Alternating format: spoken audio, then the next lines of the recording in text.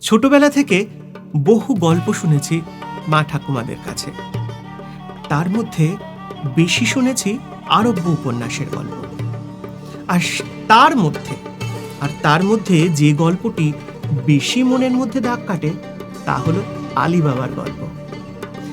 আলিবাবার গল্পটিকে আমরা সাজিয়েছি ছন্দের আকারে। যে ছন্দের মধ্যে রয়েছে কবিতার মতন ডায়লগ আর রয়েছে কিছু গান, আমাদের খুব পরিচিত গান। তাহলে চলুন কার্পেটের উপরে চেপে উড়তে উড়তে চলে যাই আরব্য রজনীর দেশে।